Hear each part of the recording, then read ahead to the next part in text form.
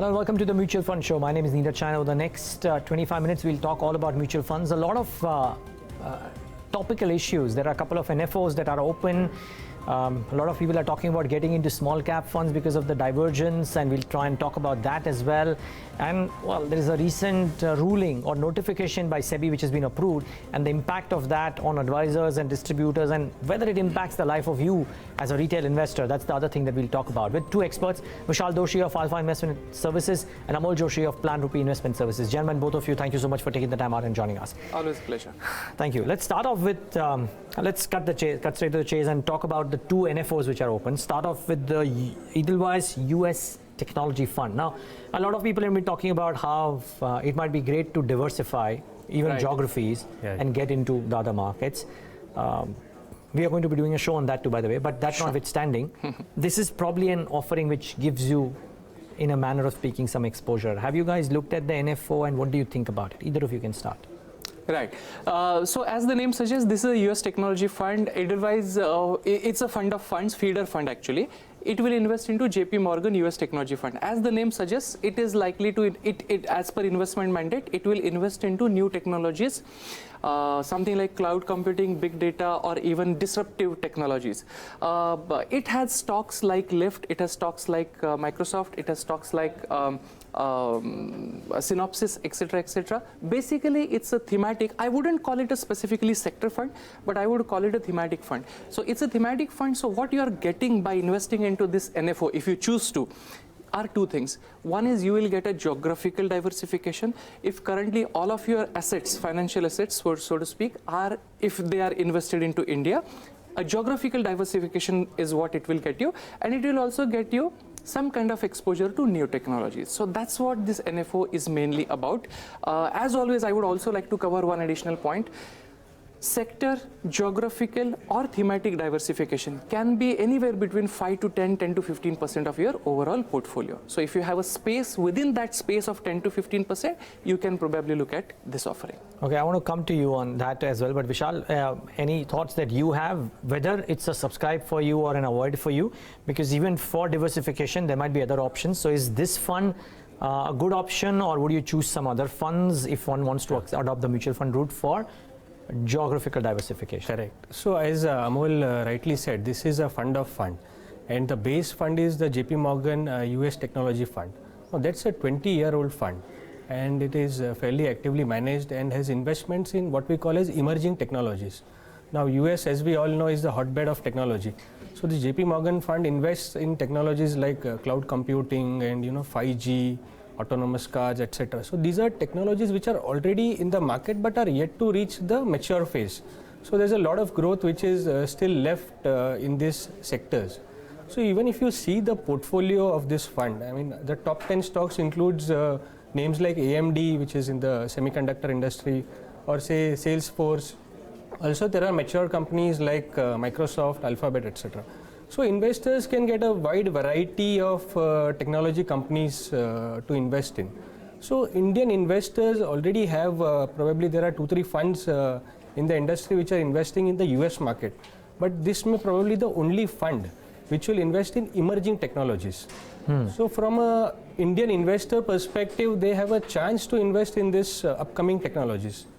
So having said that, I've got a couple of caveats for the industry, one for the investors. One is that the US bull market is now in its 11th year. Sure. So that is one thing which investors need to keep in mind. Secondly, these technologies are upcoming in nature, so they're emerging. So there are chances of some failures, etc.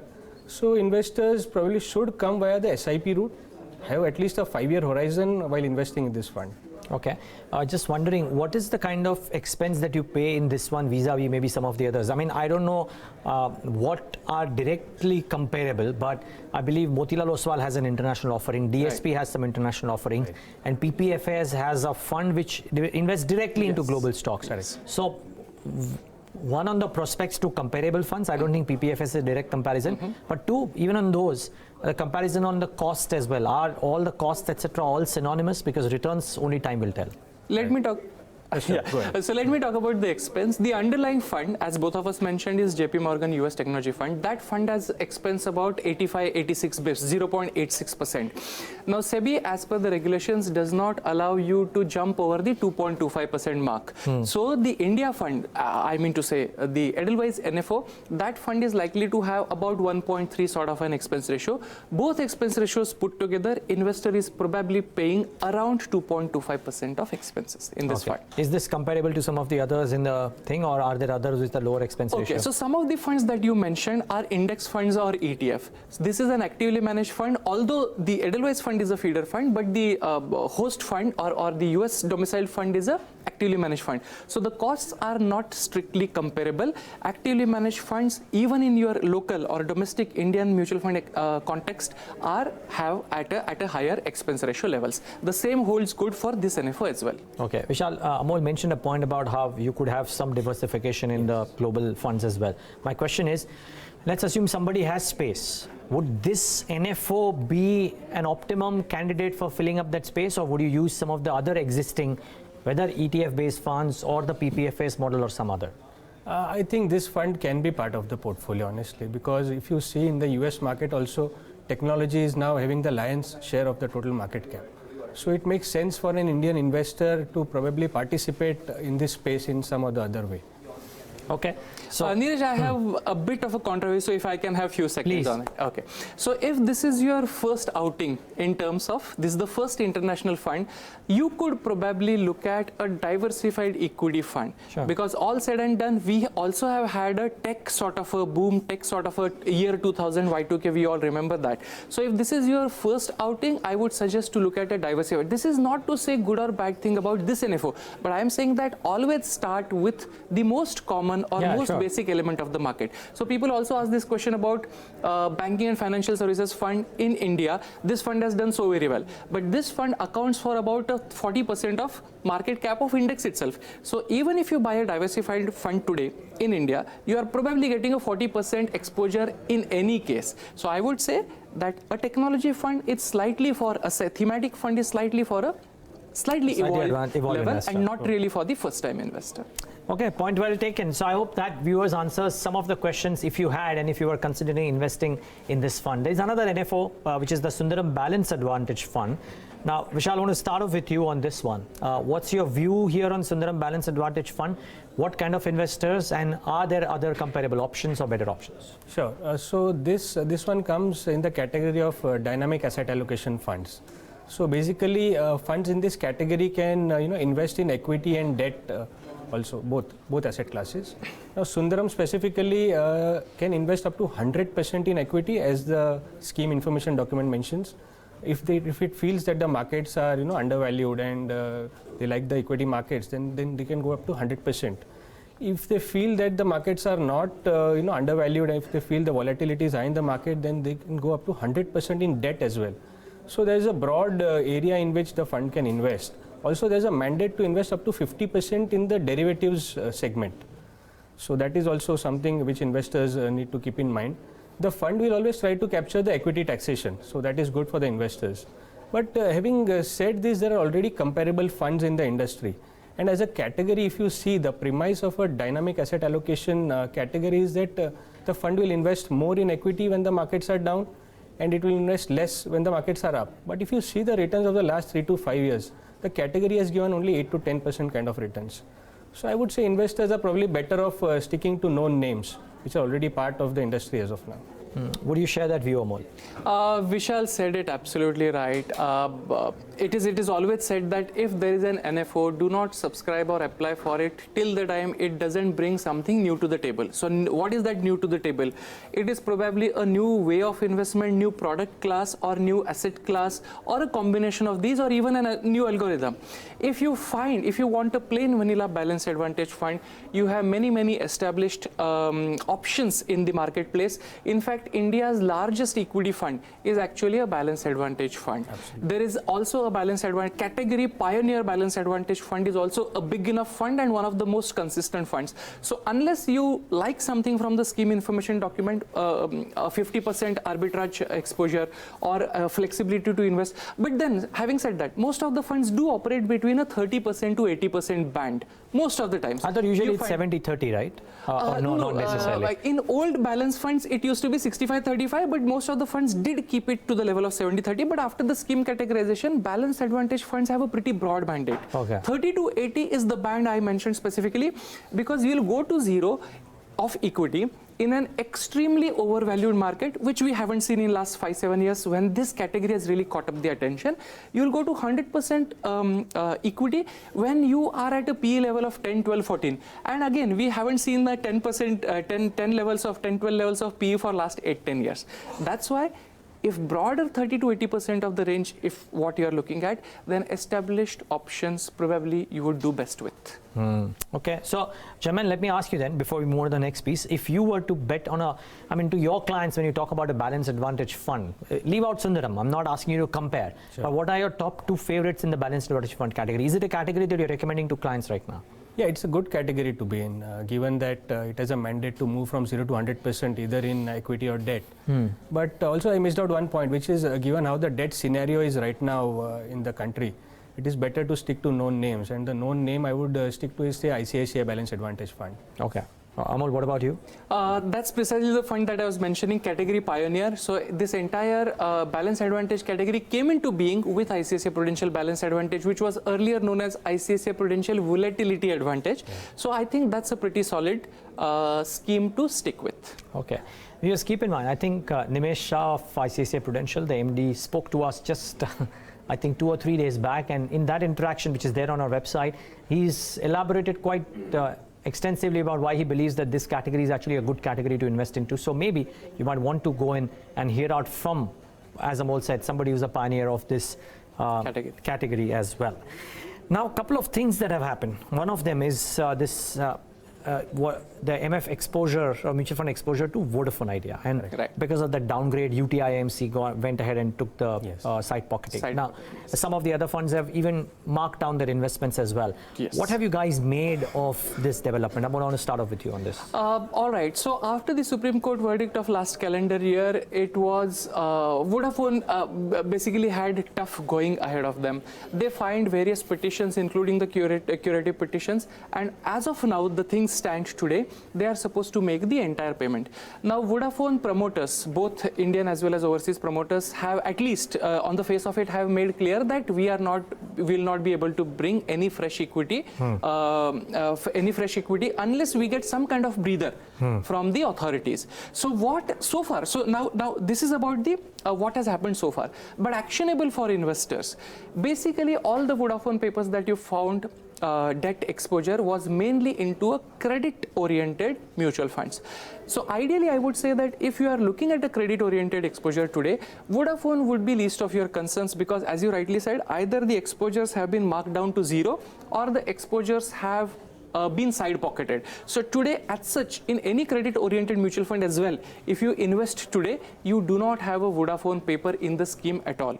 So I would say, ultimately, we'll have to go back to basics. If you believe that a credit management style of the fund manager suits what you would like to see into your fund, then probably you can invest into credit funds. If not, there are always options, and we have discussed on previously in this very same show. You could always look at corporate bond fund, which typically invests more than 80% of its funds into AAA grade papers, or a banking and PSU debt fund, which invests into banking and PSU companies only, which are overall felt to be much stronger companies. Okay. And hence, very, very less chances of default. So far, let me also give you this data point. So far, although we have seen so many credit incidents in last 1.5-2 years, no banking or PSU debt fund has faced a side pocketing or even a downgrade to zero sort of an issue. Now I think it's become the norm though, right? I think funds will have to do that. So they will not especially in the credit segment, yes. Yeah, in the credit segment. So and therefore, what does an investor who's invested in any of these funds which have taken this either side pocketing or the markdown, as I think Aditya Birla has done or some of the others have done, what is in store for those investors, Vishal? So investors now have to probably wait and see how the Vodafone Idea papers are serviced now. As Amol mentioned, I think most of these funds have actually now created a side pocket. Actually, it was an interesting thing that in January when the ruling came, Franklin was the first fund house to mark it down to zero and create a side pocket. Whereas the other fund houses had actually a wait and watch approach. So even though CRISIL had downgraded the debt to below investment grade, the other fund houses had actually just marked down the papers but not created a side pocket. But I think probably a couple of days back when CARE downgraded the papers to below investment grade, now I think all of the fund houses have created a side pocket. So investors have been shielded, so to speak. But actually this also raises a slightly broader point of view that this was a company which was known to have probably 1 lakh crore of debt on the balance sheet as of FY19. It was loss making. It had an EBITDA of just 4,700 crores and an interest expense of double of EBITDA, which was almost 9,400 crores. Sure. So why would fund houses, or schemes own, debt papers of a company like this?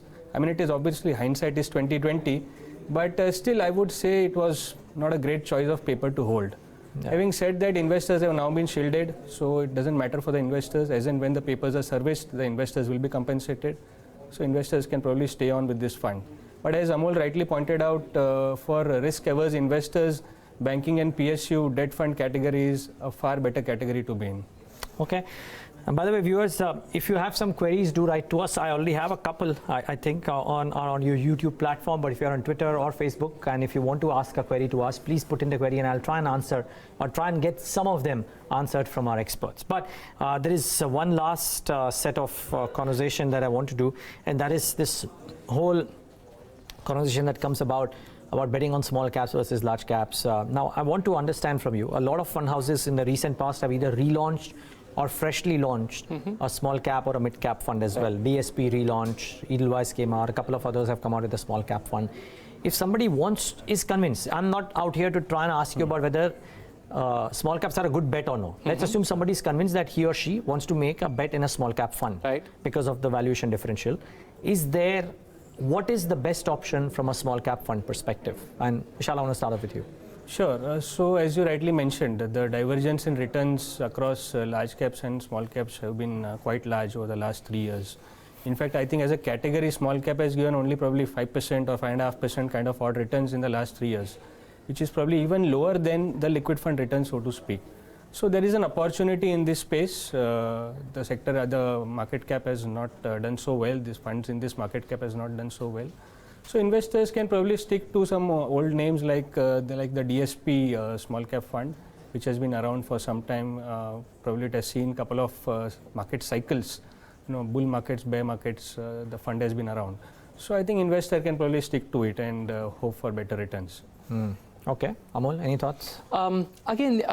Yeah, so when you say you're talking about the schemes, right? So let me take a different, I would like to propose a different scheme, ICICI Prudential Small Cap. This scheme, many of the small cap schemes today have a size of 6,000 to 8,000, even 7 and 9,000 crore rupees. ICICI Prudential Small Cap is a repositioned scheme. So this was not a small cap scheme to begin with, but when the scheme recategorization exercise happened 1.5 to 2 years back, from that point in time, this was a very small scheme.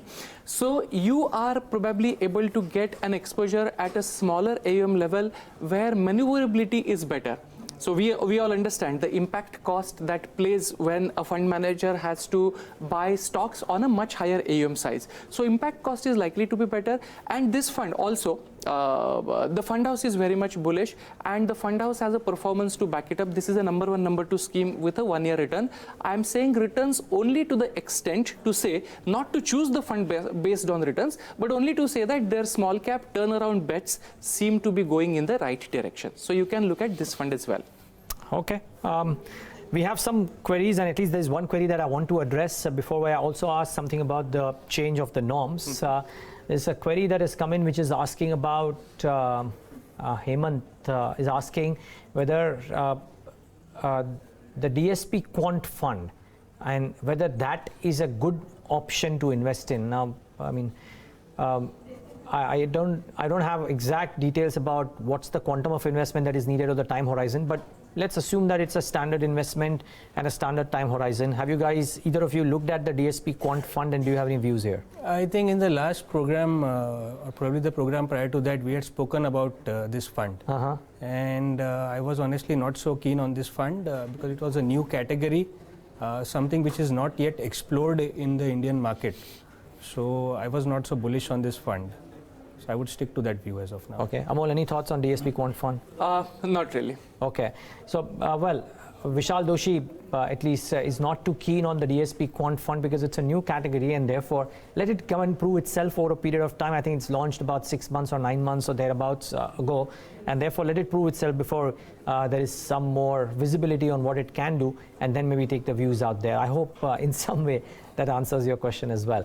One last question, gentlemen, at least from my end, and that is on this notification that is now been given the seal as well between an advisor and distributor. How does it change the life of a retail investor? For retail investor, it doesn't change the life at all because the regulation is for the intermediaries. But I would say that no, it if would I'm, impact. if I'm using you as an advisor stroke distributor, so what if you are using somebody who is a distributor for the needs of your investments, there was, so first and foremost, other than RIAs in the Indian context, in the SEBI regulated products, other than RIAs, nobody can give you investment advice. There is one exception though. That exception is mutual fund distributors can give you only the incidental advice. Now, although you have said that it has been sealed with the meeting or minutes of meeting having declared some time back, I would still wait to see the circular. If the incidental advice bit remains, and which I must say that it should remain, because there are many ways in which the distributors do service the industry. The most important, the easiest of them should be, if somebody has a 1,000 rupee SIP, the annual throughput of that person is 24,000 rupees, 12,000 to 24,000 rupees, 1 to 2,000 SIPs. Now, what fees is the right fees to charge to that person, which will be less than the brokerage amount of that person? So I'm saying that, again, we have had some programs on that when the previous consultation paper came, but I would say that distributor as an entity, it's certainly there today, and the incidental advice bit is likely to remain. The only difference is what a distributor can call himself. I would wait for circular, SEBI circular to see what sort of a boxing in that the regulator intends to do. Okay, we have one more query and I'll get to that in a bit, but just since we are on this topic, very quickly follow up. Vishal, you have a view here. Yeah, so I think probably what SEBI has thought is that we should have two categories. One is the RIA, as they are called, which is a registered investment advisor, who can give advice on a variety of products, including mutual funds, and the other category, which is the IFAs or the mutual fund distributors, so to speak. So still this is the minutes of the meeting, and we'll wait for the detailed circular to come. Having said that, Amol makes a very valid point in that how do you service a base level investor who is a new investor, considering that mutual fund is probably just 3% of the population is yet investing in mutual funds, and SEBI themselves have said that they want to increase the penetration. So if you are charging a fees to a base level investors, it may probably, this may actually backfire to some extent in terms of penetration of mutual funds. Okay. So the role of distributor will continue to remain in this industry. Now we will wait for the detailed circular to come to see what nomenclature the distributor has to use for himself. Okay. So that we'll wait and see how things pan out. Okay, let's wait and watch. One final question, and the query is coming in. The reason why I think Apuru's query is pertinent because we just spoke about that as well. He's asking, how is the SBI Small Cap Fund for a duration of 10 years? Either of you. Let me quickly connect. Small cap, as we discussed in the previous question, hasn't done really well for last 2 years, especially after the 2018 budget when the equity long-term capital gain tax made a comeback from 0 to 10%. From that point in time, except barring for last couple of months, the small cap, there is some upward movement in that. With a 10-year perspective and with 2 years no return sort of a scenario, small cap certainly is a good bet. Within that, the question specifically pertains to SBI small cap. This is one of the better schemes in the small cap segment. This scheme has proven itself in terms of sticking to the mandate, having stocks that have done really well when the small cap segment was doing well. So I would say, how is the SBI small cap for 10 years? I think if you have chosen, if the viewer has chosen this scheme, go ahead with it. Yeah, but well, it's not the top call from either of them. Advisors, one of them prefers the ICICI fund as the top bet. Not that he doesn't like this one, and I think Vishal prefers the DSP fund as opposed to anything else. But Vishal, just very quickly, would you give this a miss, or would you believe that it's a good fund to have in the portfolio? It's a good fund to have. I would say the investor has made the right choice by having a 10-year horizon. I think that is a good thing that the investor has decided. Yes. So in that period of time, I think SBI Small Cap would be a good bet to hold. Okay, gentlemen, Apurva, I hope it of course answers your query, and gentlemen, both of you, thank you so much for taking the time out and speaking to us on our Always a Mutual Fund pleasure. Show. Always a pleasure. All right, and viewers, thanks for tuning in to this leg of the Mutual Fund Show.